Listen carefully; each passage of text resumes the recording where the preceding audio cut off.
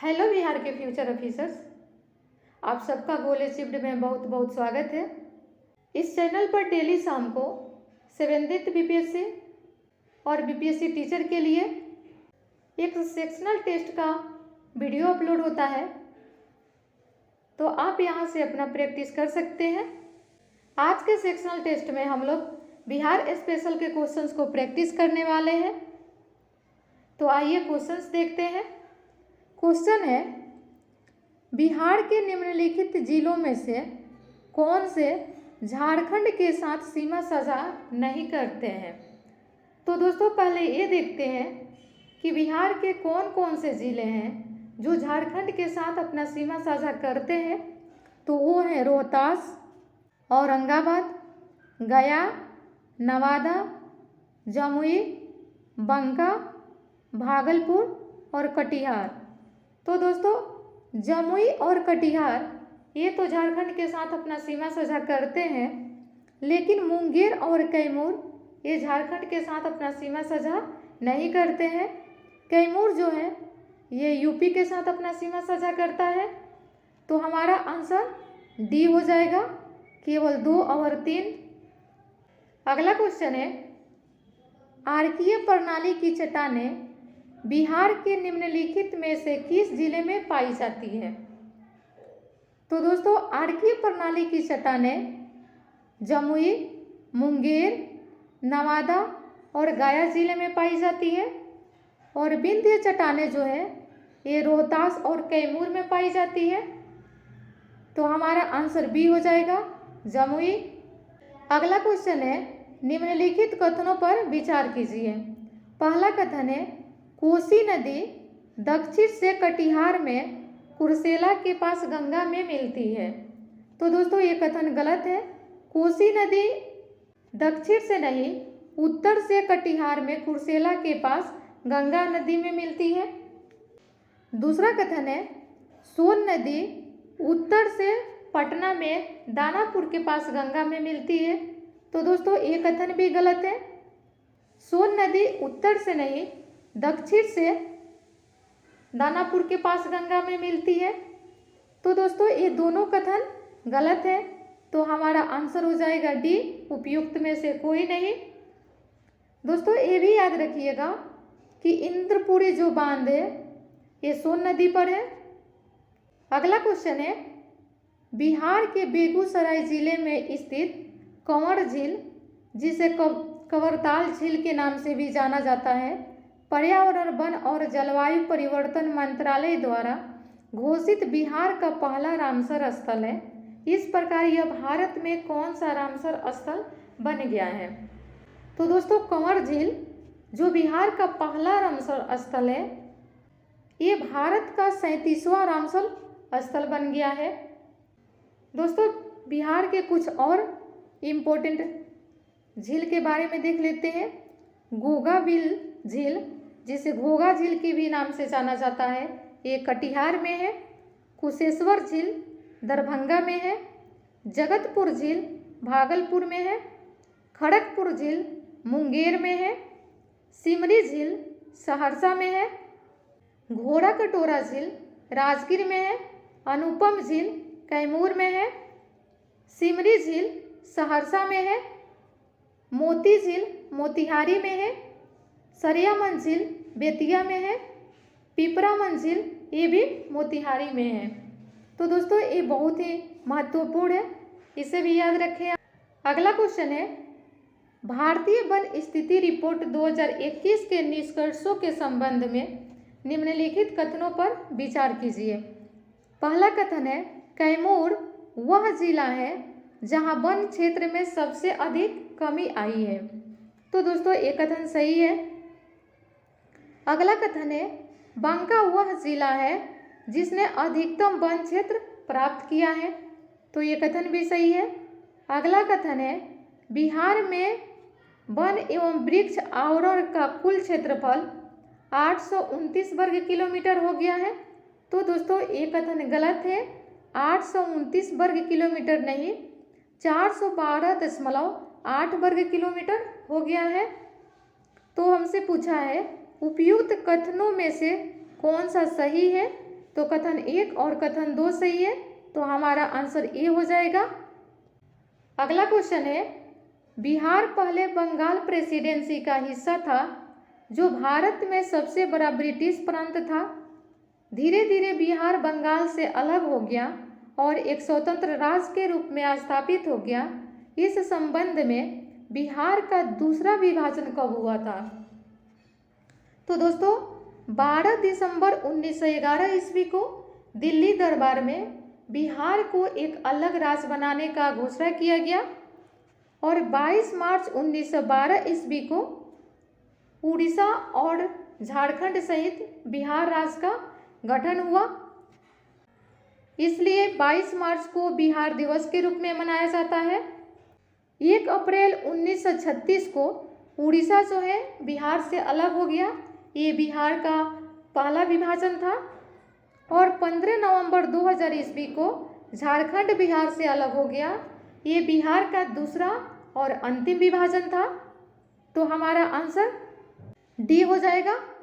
अगला क्वेश्चन है, चंपारण सत्याग्रह गांधी जी द्वारा चंपारण में नील किसानों की दुर्दशा को समाप्त करने के लिए शुरू किया गया एक आंदोलन था। निम्नलिखित में से कौन 1917 के चंपारण सत्याग्रह के दौरान तीनकठिया प्रणाली के खिलाफ गांधी जी से जुड़े थे? रामनवमी प्रसाद, मजहरूल हक, जेबी कृपलानी। तो दोस्तों ये सब लोग जो थे ये चंपारण सत्याग्रह के दौरान गांधी जी से जुड़े हुए थे। तो इसका आंसर डी हो जाएगा, उपयुक्त में से सभी। अगला क्वेश्चन है, निम्नलिखित कथनों पर विचार कीजिए। पहला कथन है, आंदोलन का मुख्य केंद्र पटना था। इस आंदोलन के अनुयायी स्वयं को अहल हदीस कहते थे। विलायत अली और इनायत अली इस आंदोलन से जुड़े थे। अगला कथन है, इस आंदोलन को चलाने के लिए 4 खलीफा नियुक्त किए गए थे। उपयुक्त कथन बिहार में किस आंदोलन के बारे में संकेत दे रहे हैं? तो दोस्तों ये हो जाएगा बी, बहावी आंदोलन के बारे में ये सारे संकेत दिए हुए हैं। बहावी आंदोलन 1822 से 1868 ईस्वी तक चला था। इसका प्रारंभ जो है ये अरब क्षेत्र से हुआ था और इसके प्रवर्तक अब्दुल अल हबाब थे। बहावी आंदोलन का भारत में नेतृत्व सैयद अहमद बरेलवी, जिसे राय बरेली के नाम से भी जाना जाता है। बहावी आंदोलन के दमन के लिए 1863 में अम्बाला और 1865 में पटना अभियान चलाया गया था। बहावी आंदोलन को चलाने के लिए जो 4 खलीफा नियुक्त किए गए थे वो थे इनायत अली, विलायत अली, फरहत अली और मोहम्मद हुसैन। अगला क्वेश्चन है, डेनिस ने भारत में पहली फैक्ट्री 1620 ईस्वी में तमिलनाडु के ट्रंक्यूवड में स्थापित की थी। इन्होंने बिहार में अपनी फैक्ट्री किस वर्ष स्थापित की? तो आंसर हो जाएगा बी, 1774 ईस्वी में। बिहार में डच्चों ने अपनी फैक्ट्री 1632 ईस्वी में स्थापित की और अंग्रेजों ने 1651 ईस्वी में स्थापित की। अगला क्वेश्चन है, 1919 से 20 के दरभंगा किसान आंदोलन के नेता कौन थे जिसने बिहार के मधुबनी जिले के किसानों को नेतृत्व प्रदान किया? तो दोस्तों इसका आंसर बी हो जाएगा, स्वामी विद्यानंद। स्वामी सहजानंद 4 मार्च 1928 ईस्वी को बिहटा में किसान आंदोलन के नेतृत्व किए थे। यदुनंदन शर्मा गया क्षेत्र में किसान आंदोलन के नेतृत्व किए थे और राहुल सांकृत्यायन जो है ये सिवान के अंबाड़ी में किसान आंदोलन का नेतृत्व किए थे। अगला क्वेश्चन है, 1942 में भारत छोड़ो आंदोलन में बिहार के नेताओं का महत्वपूर्ण योगदान रहा। भारत छोड़ो आंदोलन के दौरान सक्रिय एक प्रमुख नेता श्री बलदेव सहाय ने किस पद से इस्तीफा दिया? तो दोस्तों श्री बलदेव सहाय जो थे ये एक एडवोकेट जनरल थे, महाधिवक्ता। तो इसका आंसर डी हो जाएगा। अगला क्वेश्चन है, बिहार में क्रांतिकारी राष्ट्रवाद के जवाब में निम्नलिखित में से कौन सा कथन गलत है? पहला कथन है, बाबा जी ठाकुर दास ने 1906 में पटना में रामकृष्ण सोसाइटी की स्थापना की। तो दोस्तों ये कथन सही है। खुदीराम बोस और प्रफुल्ल चंद्र चाकी ने 30 अप्रैल 1908 को मुजफ्फरपुर में कुख्यात जज किंग्सफोर्ड की हत्या कर दी।